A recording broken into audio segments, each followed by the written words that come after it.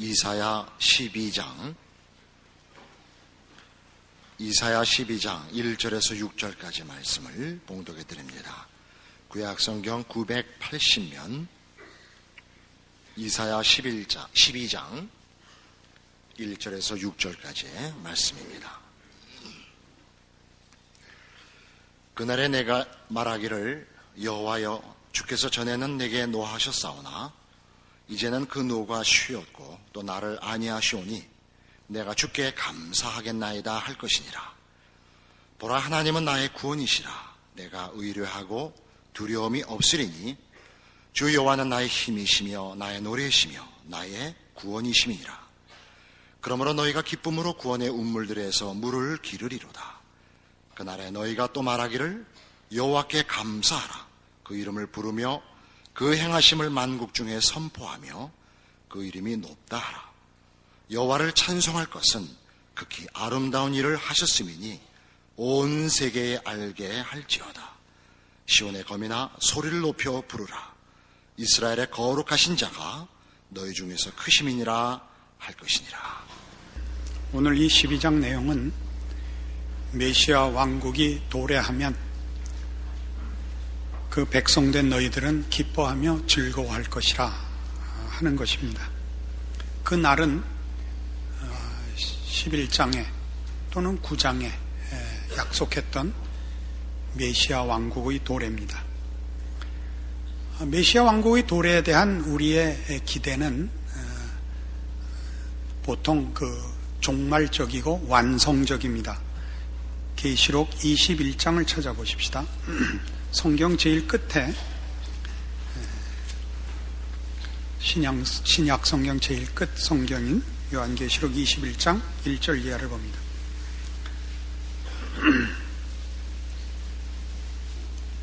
또 내가 새 하늘과 새 땅을 보니 처음 하늘과 처음 땅이 없어졌고 바다도 다시 있지 않더라. 또 내가 보매 거룩한 성 새 예루살렘이 하나님께로부터 하늘에서 내려오니 그 예비한 것이 신부가 남편을 위하여 단장한 것 같더라. 내가 들으니 보좌에서 큰 음성이 나서 가로되 보라, 하나님의 장막이 사람들과 함께 있음에 하나님이 저희와 함께 거하시니 저희는 하나님의 백성이 되고 하나님은 친히 저희와 함께 계셔서 모든 눈물을 그 눈에서 씻기시며 다시 사망이 없고 애통하는 것이나 곡하는 것이나 아픈 것이 다시 있지 아니하리니 처음 것들이 다 지나갔음이로라. 이것이 우리가 기대하고 있는 메시아 왕국입니다. 그러나 지난주에도 우리 11장을 가지고 말씀드렸다시피 메시아의 왕국은 그 시작과 완성이라는 하나의 기간을 가지는 것을 알게 되었고, 이미 메시아 왕국이 도래했고 시작되었지만 아직 그 완성은 기다려야 할 약속된 소망인 것을 확인했습니다. 그것을 우리는 같은 요한계시록 12장에서 볼 수 있습니다. 요한계시록 12장 10절 이하의 말씀을 봅시다. 내가 또 들으니 하늘에 큰 음성이 있어 가로되 이제 우리 하나님의 구원과 능력과 나라와 또 그의 그리스도의 권세가 이루었으니 우리 형제들을 참소하던 자 곧 우리 하나님 앞에서 밤낮 참소하던 자가 쫓겨났고 또 여러 형제가 어린 양의 피와 자기의 증거하는 말을 인하여 저를 이겼으니 그들은 죽기까지 자기 생명을 아끼지 아니하였도다. 여기 하늘에서 큰 음성이 나는 천군 천사와 하나님의 백성들이 하나님 앞에 돌리는 큰 찬송의 내용은 우리 하나님의 구원과 능력과 나라와 또 그의 그리스도의 권세가 이루었다. 메시아의 왕국이 도래했다라는 찬송입니다. 근데 이 찬송은 메시아 왕국의 그 성립이 우리 형제들을 참소하던 자, 곧 우리 하나님 앞에서 밤낮 참소하던 자가 쫓겨났다라는 것으로 그 메시아 왕국의 도래를 증거하고 있습니다. 이 밤낮 참소하던 자는 물론 사단을 지칭합니다. 사단이라는 말 자체가 고소하는 자, 참소하는 자라는 뜻입니다. 이것은 그 앞에 7절 이하의 말씀을 해설하는 것입니다. 7절로 가시죠. 하늘에 전쟁이 있으니 미가엘과 그의 사자들이 용으로 더불어 싸울세. 용과 그의 사자들도 싸우나 이기지 못하여 다시 하늘에서 저희의 있을 곳을 얻지 못한지라. 큰 용이 내어 쫓기니 옛뱀 곧 마귀라고도 하고 사단이라고도 하는 온천하를 꿰는 자라. 땅으로 내어 쫓기니 그의 사자들도 저와 함께 내어 쫓기니라. 여기 요한이 본 환상 7절에서 9절의 내용은 물리적인 전쟁으로 미가엘과 그의 사자들, 하나님의 천사들이 반역도들인 사단과 그 반역도당들을 힘으로 내어쫓은 것으로 환상은 그림이 되어 있습니다만, 그 내용은 뭐냐 할 때 10절에서 본 바와 같이 하나님 나라가 메시아 왕국이 도래했고, 메시아 왕국의 도래가 그 참소하던 자를 물리친 것으로 성립됐다라고 해설하고 있습니다.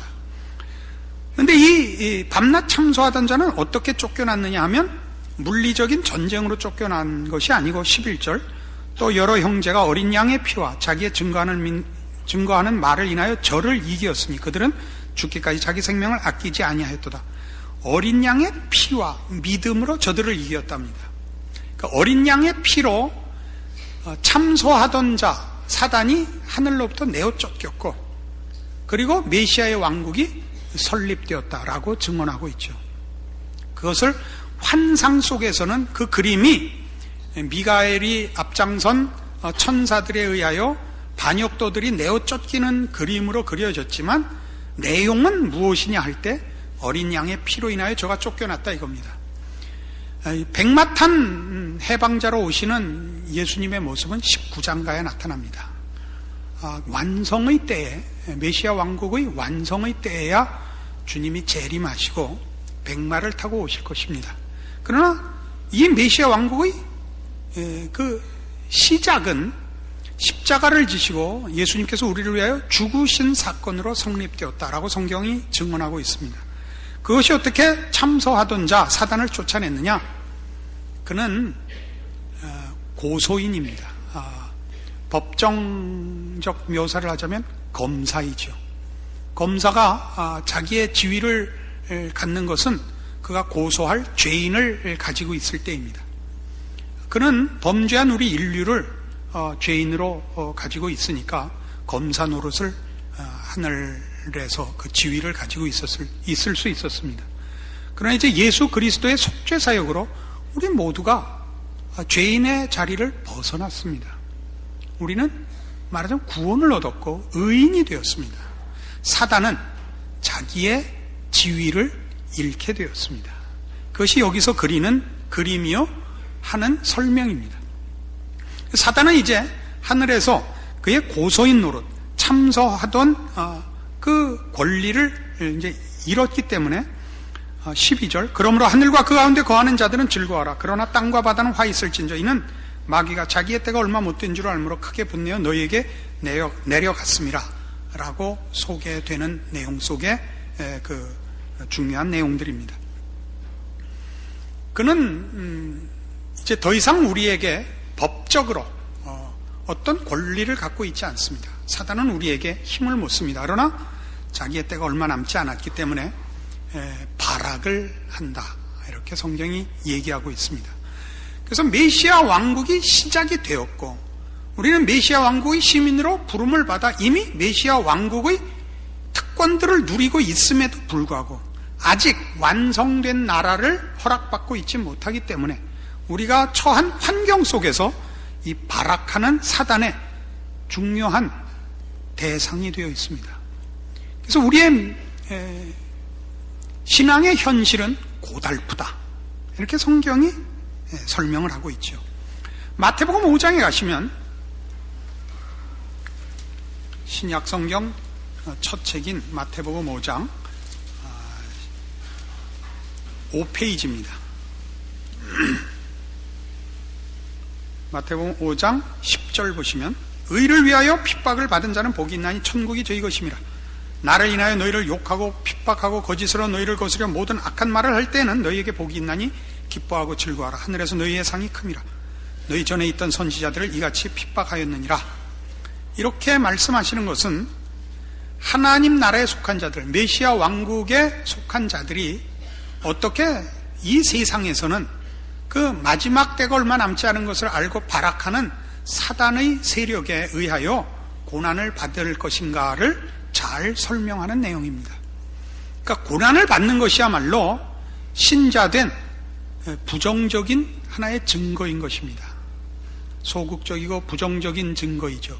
적극적이고 긍정적인 증거들은 죄와 사망으로부터 벗어난 참다운 하나님의 형상으로 지음을 받은 인간의 모습을 누리는 것이 적극적이고 긍정적인 메시아 왕국의 특권이고, 부정적이고 소극적으로는 이 세상의 세력 앞에 핍박을 받는 것입니다.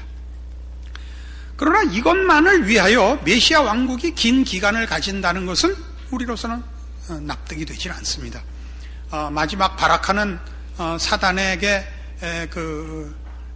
발악의 기회를 주기 위해서 메시아 왕국이 긴 기간을 가지는 것이 아니고 이런 이유로 긴 기간을 가집니다. 로마서 5장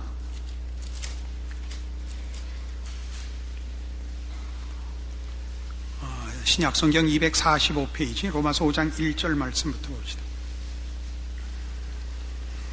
그러므로 우리가 믿음으로 의롭다 하심을 얻었은즉 우리 주 예수 그리스도로 말미암아 하나님으로 더불어 화평을 누리자. 또한 그로 말미암아 우리가 믿음으로 서 있는 이 은혜에 들어감을 얻었으며 하나님의 영광을 바라고 즐거워하느니라. 예수 그리스도로 말미암아 하나님으로 더불어 화평을 누리자라는 뜻은 이제 우리가 하나님을 반대하는 죄와 사망의 영역으로부터 하나님의 백성으로 변화되어 들어와 있는 것을 말합니다. 그것을 2절에서는 그로 말미암아, 즉 예수 그리스도로 말미암아 우리가 믿음으로 서 있는 이 은혜에 들어감을 얻었으며, 이것은 완료형입니다. 그 나라에 들어왔습니다. 그러나 하나님의 영광을 바라고 즐거워합니다. 이 바라는 것은 미래입니다. 우리에게 허락된 하나님의 백성된 완성,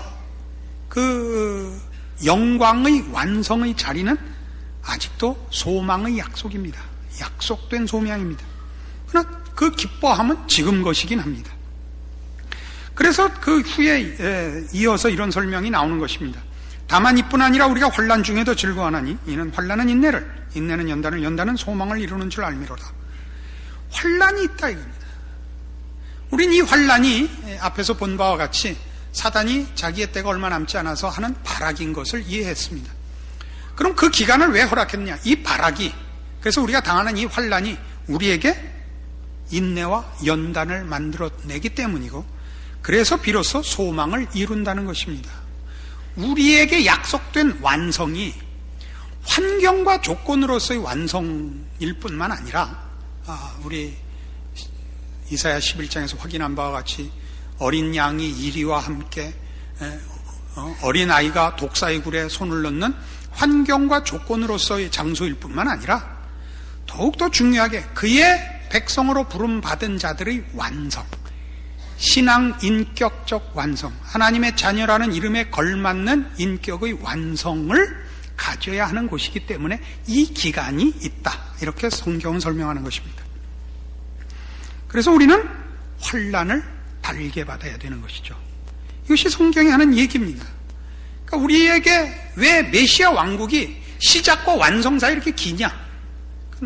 아직 우리가 완성되어야 할 필요한 부분이 남아있는 탓이다 이겁니다. 하나님의 백성으로 부름받는 모든 성도들이 예수 그리스도로 인하여 조건 없이 은혜로 구원을 얻습니다마는 얻은 바 구원을 채워나가고 하나님의 자녀로서의 높은 수준에 이르는 것은 이제 각자의 말하자면 몫이 되어 있는 것입니다. 우리를 하나님의 사랑에서 끊을 자는 없습니다.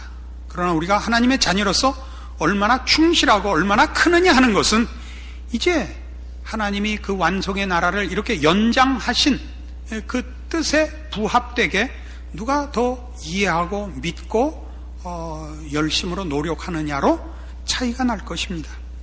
그런데 이 일과 관련해서 이런 문제를 여기서 풀어야 됩니다. 좀 더 이 문제가 우리의 신앙 현실에 어떻게 분명하게 이해되고 또 사용되어야 하는지를 더 설명할 필요가 있습니다. 로마서 7장 19절로 가보십시다. 내가 원하는 바 선은 하지 아니하고 도리어 원치 아니하는 바 악은 행하는도다. 만일 내가 원치 아니하는 그것을 하면 이를 행하는 자가 내가 아니요 내 속에 거하는 죄니라. 그러므로 내가 한 법을 깨달았느니 곧 선을 행하기 원하는 나에게 악이 함께 있는 것이로다. 내 속사람으로는 하나님의 법을 즐거워하되 내 지체 속에서 한 다른 법이 내 마음의 법과 싸워 내 지체 속에 있는 죄의 법 아래로 나를 사로잡아 오는 것을 보는도다. 오호라 나는 곤고한 사람이로다. 이 사망의 몸에서 누가 나를 건져내랴. 우리 주 예수 그리스도로 말미암아 하나님께 감사하리로다. 그런즉 내 자신이 마음으로는 하나님의 법을, 육신으로는 죄의 법을 섬기노라. 이 24절에 등장하는 나는 곤고한 사람이로다. 이 사망의 몸에서 누가 나를 건져내랴. 와, 8장 1절. 그러므로 이제 그리스도 예수 안에 있는 자에게는 결코 정죄함이 없나니 이는 그리스도 예수 안에 있는 생명의 성령의 법이 죄와 사망의 법에서 너를 해방하였습니다. 이 두 대조를 우리가 정확히 이해할 필요가 있습니다. 이 문제는 이 7장 24절 문제는 역사상 기독교 내에서 아주 중요한 그 난제로 꼽히는 구절입니다. 이 곤고한 사람이 신자냐 혹은 불신자냐, 불신자이기 때문에 그가 곤고한 사람이라고 자신을 얘기하는 것이냐, 신자임에도 불구하고 그의 신앙의 갈등이 그를 이 비명을 지르게 만드는 것이냐라는 문제로 아직까지 거의 정답이 없이 논쟁이 계속되고 있습니다. 그러나 한 가지 분명한 것은 이 7장 24절의 표현과 8장 1, 2절에 표현된 것과는 중요한 대조를 위하여 등장된 것이다 이겁니다. 그건 뭐냐면 법 아래 있는 사람과 은혜 아래 있는 사람의 차이를 대조하려는 것에 첫 번째 뜻이 있다 이겁니다. 법 아래 있다는 것은 은혜 아래 있기 전에 모든 인류를 의미합니다.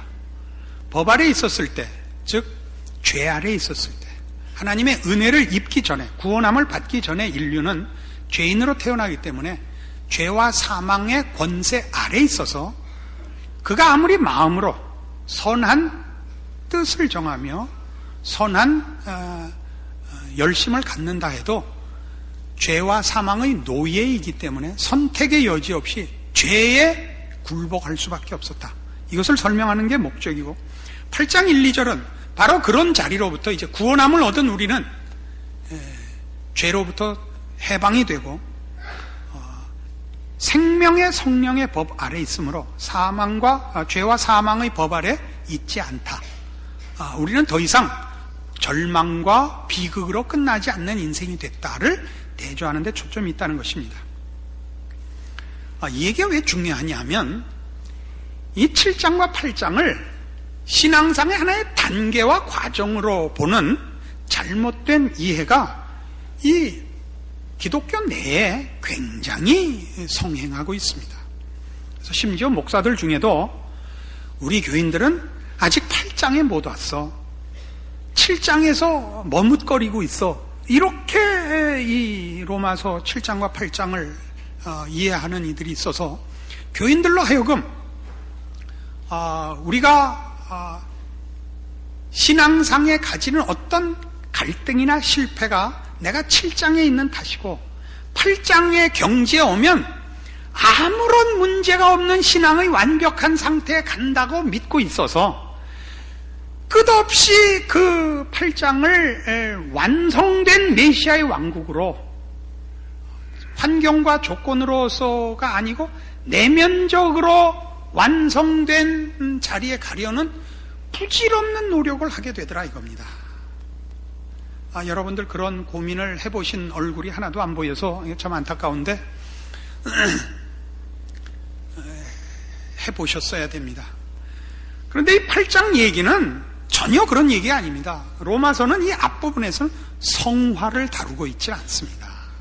12장부터야 성화를 다루고 있지, 그 앞에 11장까지는 전혀 성화를 다루고 있지 않고 여기는 구원에 관한 설명을 11장까지 다 하고 있습니다. 9장, 10장, 11장에서는 이스라엘을 중점적으로 해서 얘기를 하고 있고 8장까지, 1장부터 8장까지 전부 구원을 논하고 있을 뿐입니다.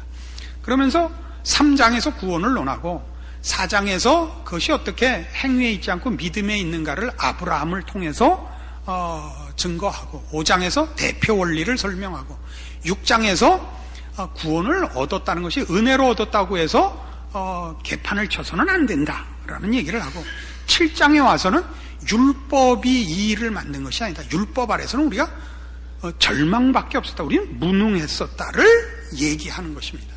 그래서 8장은 구원 얻은 백성들이 가진 그 메시아 왕국에서의 특권들입니다.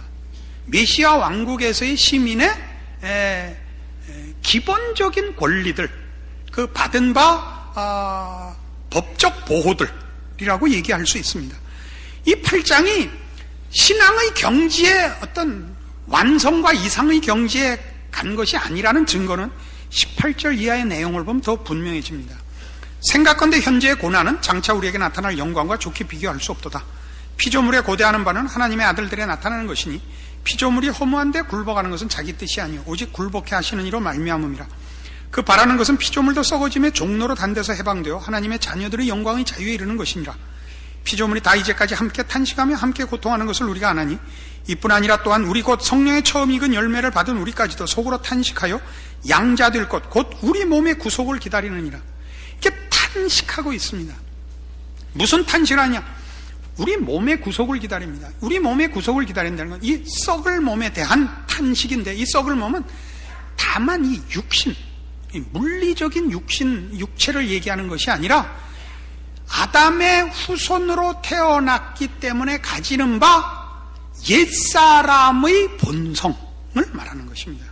그걸 메시아 왕국이 완성되는 때까지는 우리는 우리의 구원이 이 세상을 멸망시키지 않고 이 세상 속에서 구원을 얻고 아직도 하나님을 반대하는 세상 속에서 신앙을 지켜나가야 되는 것 같이 우리 자신도 거듭났고 하나님을 알고 하나님의 백성이 되었음에도 불구하고 기본적인 틀은 옛 성품이 본능으로 있는 옛사람입니다. 기본적 조건이.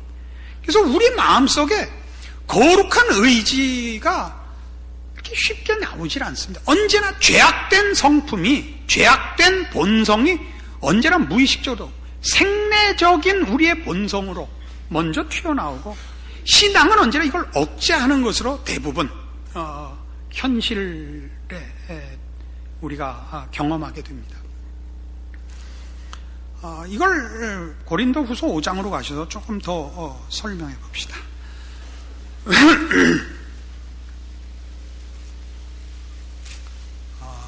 신약성경 290페이지입니다.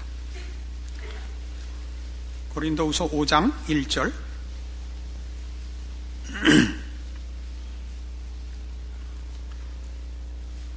만일 땅에 있는 우리의 장막집이 무너지면 하나님께서 지으신 집 곧 손으로 지은 것이 아니요 하늘에 있는 영원한 집이 우리에게 있는 줄 아나니 과연 우리가 여기에서 탄식하며 하늘로부터 오는 우리의 처소로 덧입기를 간절히 사모하노니 이렇게 입으면 벗은 자들로 발견되지 않으려 함이라. 이 장막에 있는 우리가 짐진 것 같이 탄식하는 것은 벗고자 하며 오직 덧입고자 함이니 죽을 것이 생명에게 삼킨 바 되게 하려 함이라. 지금 우리가 이 세상을 살면 이 세상에서 이 세상은 아직도 죄악된 세력이 주도하고 있기 때문에 우리가 언제나 죄의 공격 앞에 있어야 되는 것 같이 우리 몸이 완성된 변화의 부활의 몸을 입지 않은 지금은 우리의 본성과 옛 습관이 우리를 신앙생활하는데 너무 방해가 되는데 어느 만큼이냐? 여기 하는 짐진 것 같으다. 짐진 것 같으다. 탄식이 나온다고요. 마치 날아가고 싶지만 뛰어내려면 떨어질 수밖에 없는 우리의 중력 법칙을 이기지 못하는 그런 조건 속에 우리가 있단 말이죠. 이걸 로마서 7장이 이것이고 이런 탄식이고 로마서 8장에 가면 완성된 조건으로 완성된 것, 환경으로 완성된 것은 아닐지라도 신앙의 내면적인 완성이 있을 것이라 이런 기대하지 말라고요. 하나님이 은혜를 주시고 계기가 되게 하시고 위로하시는 희열과 감격의 순간들은 있지만 그런 힘 주심이 그런 체험이 끝나고 나면 다시 우리는 여전히 저 맨 깊은 곳에 있는 뿌리는 죄악의 뿌리요 구습에 젖은 본능인 것을 만나게 됩니다. 그것을 너무 파헤치려고 그러면 나만 아는 게 없습니다. 지금은 우리의 믿음의 현실이라는 것은 그런 것이 완전히 제거되는 것이 아닙니다. 그것을 짐을 지고 이겨내는 것입니다. 그러니까 예수님께서 아무든지 나를 따르려거든 자기를 부인하고 자기 십자가를 지고 나를 쫓아야 된다고 그렇게 말씀하시죠. 성령을 보내시사 자기 부인이고 나발이고 필요 없는 경지를 약속하시지 않았다고요. 제가 이 부분에 자꾸 힘을 주는 이유를 아시겠습니까? 근데 여러분은 표정이 왜 그러십니까? 못 알아듣는 겁니까? 아니면 관심이 없는 겁니까? 얼마나 중요한 얘기인데, 이런 얘기 해주는 사람이 대한민국에 어디 있습니까? 성질을 참고 고린도전서 15장으로 가봅시다. 자, 15장 29절에 이런 신약성경 283페이지 고린도전서 15장 29절에 이런 말씀이 나옵니다. 만일 죽은 자들이 도무지 다시 살지 못하면 죽은 자들을 위해 세례받는 자들이 무엇을 하겠느냐? 어째 죄를 위해 세례를 받느냐? 또 어째 우리가 때마다 위험을 무릅쓰려? 형제들아, 내가 그리스도 예수 우리 주 안에서 가진 바 너에게 대한 나의 자랑을 두고 단언하느니 나는 날마다 죽노라. 내가 범인처럼 에베소에서 맹수로 더불어 싸웠으면 내게 무슨 유익이 있느냐? 죽은 자가 다시 살지 못할 것이면 내일 죽을 터이니 먹고 마시자 하리라. 이게 무슨 말인가 보세요. 자, 부활을 기다리는 가장 큰 이유가 뭐냐? 그때 돼야 완성이 된다 이거죠.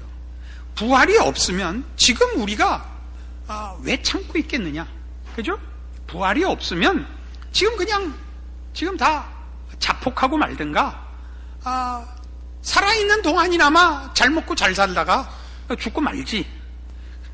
근데 그거를 부활을 믿느냐 안 믿느냐, 예수를 믿느냐 안 믿느냐, 저 세상을 믿느냐 안 믿느냐의 차원에서만의 얘기가 아니라 32절에 있는 내가 범인처럼 에베소에서 맹수로 더불어 싸웠으면 내게 무슨 유익이 있느냐? 죽은 자가 다시 살지 못할 것이면 내일 죽을 터이니 먹고 마시자 하리라.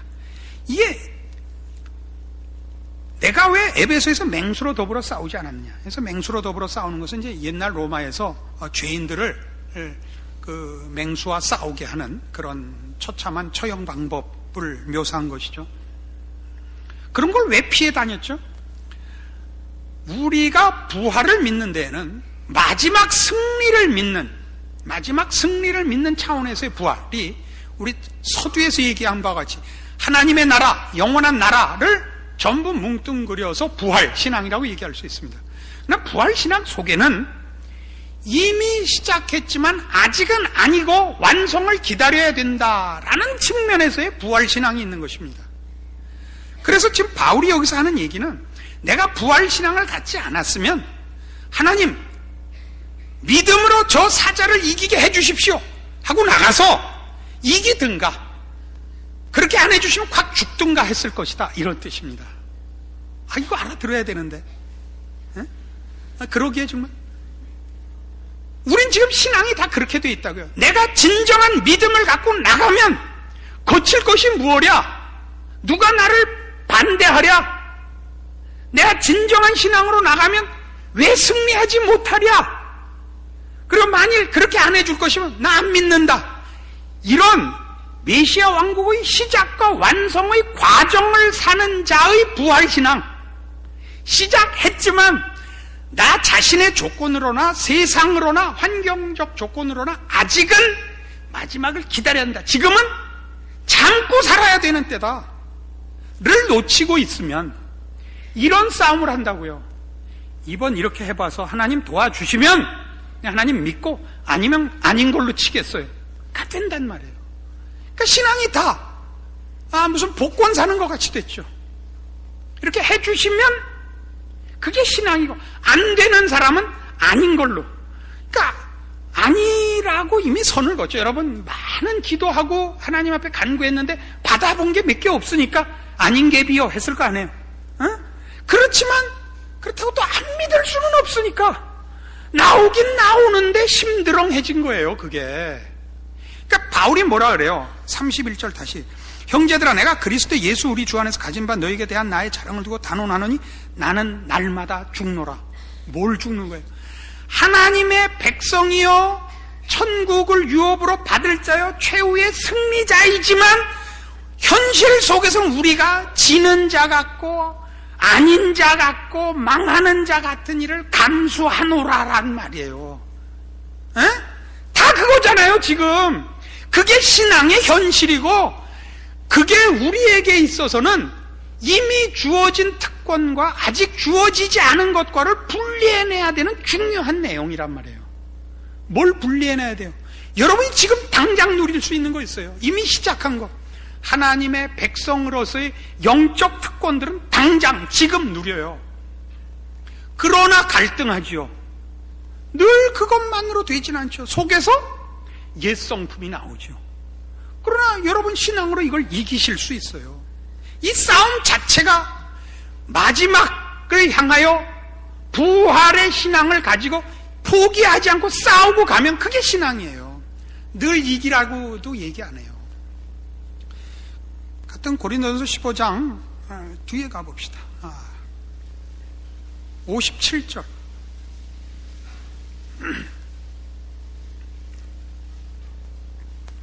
우리 주 예수 그리스도로 말미암아 우리에게 이김을 주시는 하나님께 감사하노니 그러므로 내 사랑하는 형제들아 견고하며 흔들리지 말며 항상 주의 일에 더욱 힘쓰는 자들이 되라. 이는 너희 수고가 주 안에서 헛되지 않은 줄을 알미니라.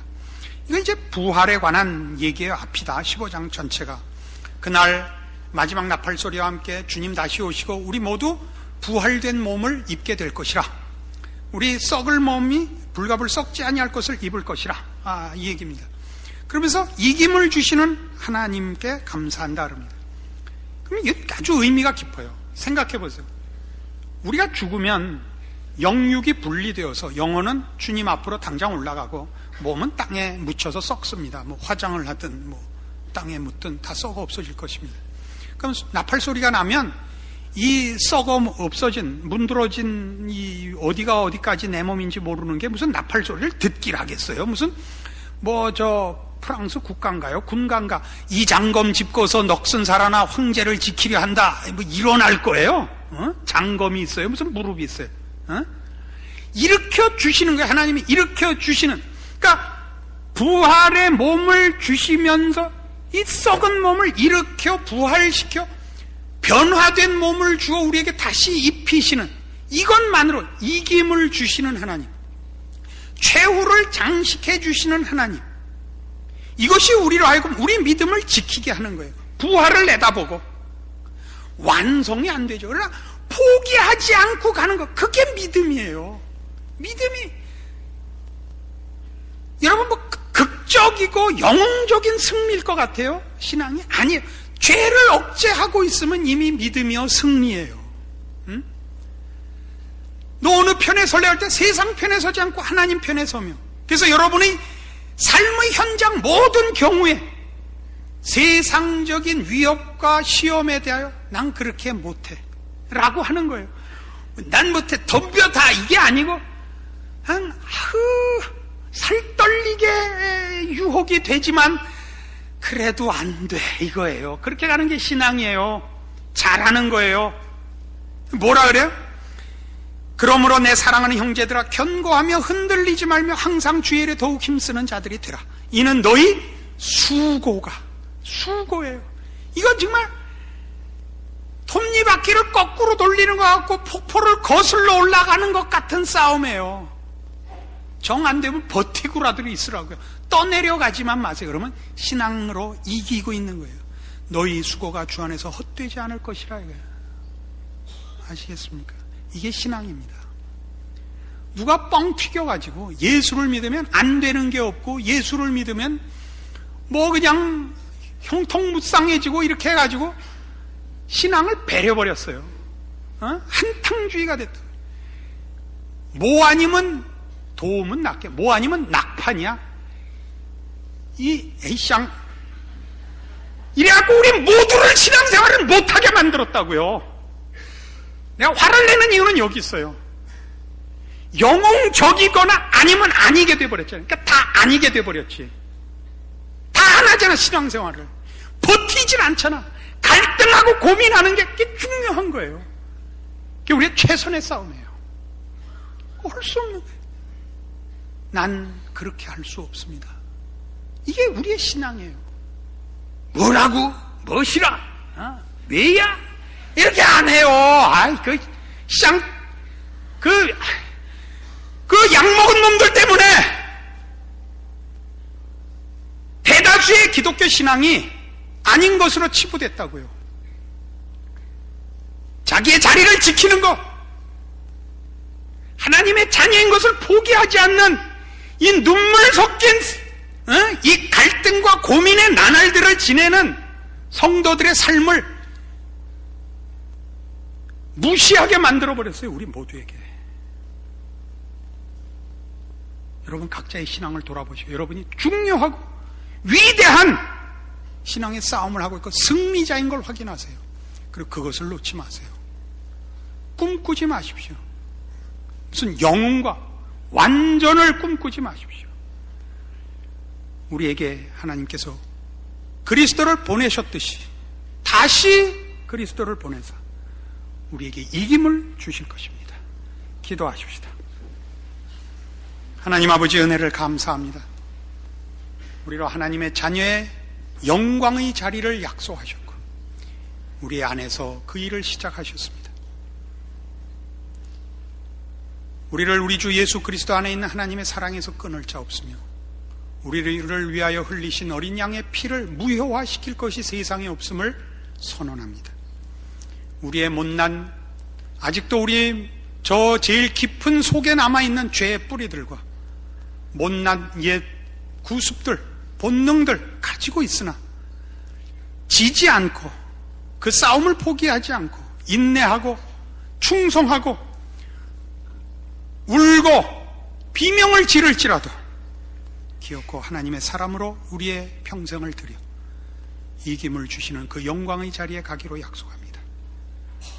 하나님께서 여기 오늘 주의 말씀으로 위로를 받은 모든 심령들에게 그 신자된 것과 그 인생에 위로하시고 힘주셔서 이 근본적인 싸움, 신앙의 싸움 승리케 하여 주시옵소서.